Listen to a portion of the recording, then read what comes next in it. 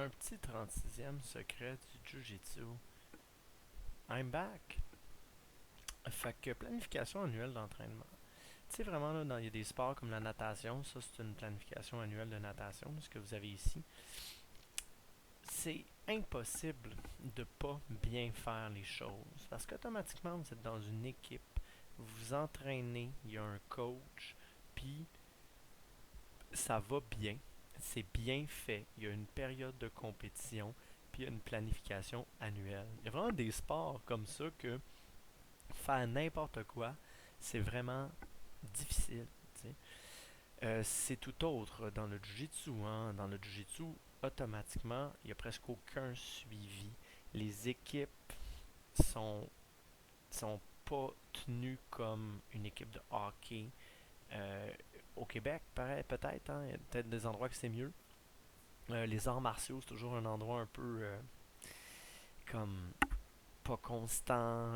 Il y a peut-être une école au Québec qui fait bien ça, qui fait mieux ça, mais en même temps, on a plein d'élèves dans des écoles qui sont complètement de tout azimut, contrairement à une équipe de hockey qui ont toutes 18-19 ans parce que c'est le groupe d'âge, tu sais. Fait que voilà, planification annuelle, je crois que majoritairement, vous devez l'avoir pour vous seul. Moi, c'est ça que j'ai fait toute ma vie, mais je crois qu'il y a peut-être des écoles qui peuvent vous offrir une planification de groupe.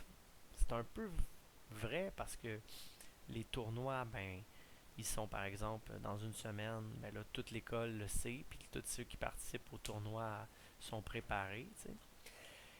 Fait que, anyway, on va faire un peu le tour de ce que je crois qui devrait être une bonne planification annuelle d'entraînement pour le Jiu-Jitsu. La première chose qu'il faudrait savoir, c'est combien de tournois qu'on veut faire dans l'année. Hein. C'est toujours planification annuelle. Hein. Puis, combien qu'on combien qu'on veut en gagner. Tu sais, parce qu'on peut, on pique, hein? C'est ça l'idée, là, c'est qu'on fait une planification pour nous faire piquer à un moment précis. Par exemple, en MMA Pro, c'est 2 combats par année, donc notre planification en fait est sur 6 mois, parce qu'on pique. Puis après ça, on repart, on le fait une deuxième fois dans l'année, puis on a 2 combats par année, en moyenne. Au Jiu-Jitsu, ben, vous pouvez choisir ça, puis ça, c'est une planification annuelle qui est très respectable. Parce que la plupart des planifications sont faites annuelles parce que dans les sports, la plupart du temps, il y a une saison de compétition. Donc, vous comprenez, il y a la pré-saison, etc. Pour le Jiu-Jitsu, c'est des compétitions. Il va peut-être vous en avoir peut-être plus 4 hein, que 2. Peut-être plus 8 que 4. Puis peut-être 12. Hein. Il y en a qui font peut-être 12 compétitions par année. Hein. C'est un chiffre qui existe. C'est beaucoup, mais il y en a qui en font encore plus que ça. Mais mettons qu'on se donne une moyenne de 8. Moi, à la base, si vous faites des planifications de 1/8 d'année, donc de 1 mois et demi, ça ne fonctionne pas vraiment parce que c'est trop court pour réaliser des nouvelles habiletés motrices, des gains musculaires précis, gagner du muscle, gagner de la flexibilité, acquérir des nouveaux moves au jiu-jitsu dans des nouveaux moves très bons là, avec des gens qui résistent au maximum puis dans plusieurs circonstances, c'est long. Fait que dans vos mois et demi, si vous faites ça, ils vont être trop chargés puis ce serait pas une bonne idée. Vous devriez choisir sur vos 8 tournois. Je dis des chiffres, hein, tout est. Argumentez-moi ça en commentaire, envoyez-moi des messages. Là. Les 8 tournois, on devrait se dire, regarde, il y en a 2 que je veux vraiment piquer. Au pire, il y en a 4 que je veux vraiment piquer. Puis les 4 autres, j'ai fait, mais ça se peut que je sois vraiment pas dans mon A. Dans ma condition physique A. Ça pourrait être que je sois un petit peu pas, pas en pic, donc dans le B, puis même que je sois scrap, mais regarde, le tournoi il est le 8 novembre, puis je veux le faire pareil pour gagner de l'expérience en tournoi, puis etc., etc. Donc là, on pourrait se faire 4 périodes de planification avec chacun un objectif différent, puis vraiment aller bien faire ça pour essayer de piquer aux 4 endroits en fait qu'on veut. Il y a la préparation physique hein, qu'on verrait ici. Ça c'est vraiment une préparation de muscu, ou plutôt, là, on voit en bas, là, endurance, VO2 max, donc un peu de cardio aussi, là, pour monter notre VO2 max, qui est le mot savant pour le cardio. Au Jiu-Jitsu, on pourrait se mettre aussi euh, la préparation générale, la préparation spécifique. Qu'est-ce que c'est? Général, en musculation, en tout cas, c'est des mouvements comme le bench press, le squat. Ça fait travailler des gros groupes musculaires, puis là, on a des gains de force, des gains musculaires. Spécifique, ça pourrait être comme le pistol squat, le dumbbell press à une main sur ballon. Parce que là, on essaye que notre muscle subisse un peu plus qu'il subirait lors de l'effort euh, de compétition. Donc, par exemple, au Jiu-Jitsu, c'est très instable. Mais si vous voulez gagner de la force, travailler en instabilité, c'est peut-être pas l'idéal. Il faudrait gagner de la force, puis après ça, on pourrait gagner en instabilité quand on se rapproche de nos événements sportifs. Pour pas juste être des gros, disons, hypertrophiés, un peu maladroits. Donc, nécessairement, il nous faut une planification annuelle ou quart d'année ou biannuelle d'entraînement physique, mais ce serait bien aussi de se donner des objectifs pour acquérir une habileté motrice. Je veux un meilleur triangle. Ton triangle, il va être bon quand tous tes amis du Jiu-Jitsu vont dire ah, c'est pas ton maudit triangle. Si c'est pas le cas, puis votre prof va vous dire aussi ah, ton triangle, là, il fait peur. Là, on commence à parler. Mais là, votre gogo plata, là, il fait probablement pas peur présentement.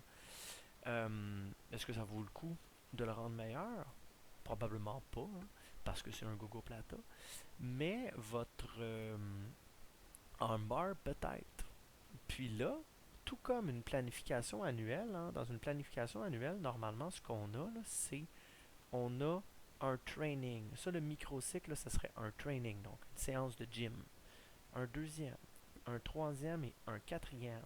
Ces quatre trainings-là ensemble, il y avait des objectifs. Puis les objectifs devraient être réalisés parce que c'était les objectifs de votre macrocycle numéro un. Ensuite, vous tombez dans le 2, 4 autres trainings. Vous tombez dans le 3 autres trainings. Ces trois macrocycles-là avaient un objectif principal qui était dans votre sous-phase de préparation générale. Et ces objectifs-là, théoriquement, doivent être atteints. Et ils sont écrits. S'ils ne sont pas écrits, s'ils ne sont pas planifiés, ben vous n'êtes pas en train de faire une planification, vous êtes en train un peu de faire n'importe quoi. Puis, s'ils ne sont pas atteints ici, ben normalement, on va peut-être essayer d'étirer un petit peu plus pour les atteindre, puis, tu sais, on se débrouille. Mais le but, c'est que nos objectifs soient atteints. On passe au suivant. Fait qu'un objectif général, ça pourrait être de lever, mettons, tant de poids, je sais pas moi, bencher 2 plates 4 fois, tu sais, mais c'est pas ça nécessairement, là. Spécifique, ça pourrait être peut-être une habileté motrice ici, mais par exemple faire un pistol squat. C'est quelque chose d'un petit peu plus technique. Là, on parle de muscu. Hein. Vous, justement, au Jiu-Jitsu, vous pouvez avoir une planification qui est... Ça, c'est des cours de Jiu, puis vous essayez de réaliser des choses. Puis c'est complètement... Vous faites ça à part de votre club. Parce que votre club, lui, le prof, là, il va pas tourner sa vie autour de vous. Là. Il va montrer ses trucs, puis vous allez faire des combats. Vous allez pratiquer ses moves. Mais pendant vos combats, là, c'est le problème du jiu-jitsu, beaucoup contrairement, mettons, au judo puis à la lutte. Mais c'est pas vrai, là, il y a des... On train the position au jiu-jitsu, on fait des combats positionnels, mais rouler là, sans se poser de questions là, pour le fun, c'est sûr c'est le fun, moi j'aime bien ça, mais c'est sûr c'est plus payant si vous avez des objectifs, puis ces objectifs-là, ils vont être marqués dans votre planification, puis vous le savez, qu'à soir, au cours 13, vous pratiquez vos armbars sur les autres, puis avant les combats, là, vous pouvez peut-être demander de pogner un armbar, c'est peut-être un petit peu gourmand, là. Mais si vous voulez travailler vos sorties, par exemple, ben vous dites, pogne-moi tout de suite en armbar, puis vous partez ça. Ça, c'est super important. Votre habileté motrice, on parle, mettons, de sortir d'un armbar. Si vous la travaillez euh, de, comme ça, là, volontairement pendant une semaine ou deux, elle vous allez réaliser votre objectif rapidement, certainement. Vous allez pouvoir passer au prochain. Et là, en 1 an, en 2 ans, en 3 ans, les choses vont beaucoup mieux avancer que si vous n'aviez pas de structure à votre entraînement physique, peut-être de muscu, mais surtout à votre entraînement de Jiu-Jitsu. Voilà, je pense que ça fait un peu le tour. Vous pourriez écrire ça. Vous pourriez planifier déjà combien de fois que vous allez au gym, au Jiu. Vous avez le droit de marquer que vous avez des trainings, que vous oubliez tout ça, que vous faites ça pour le fun. Euh, voilà, bonne chance.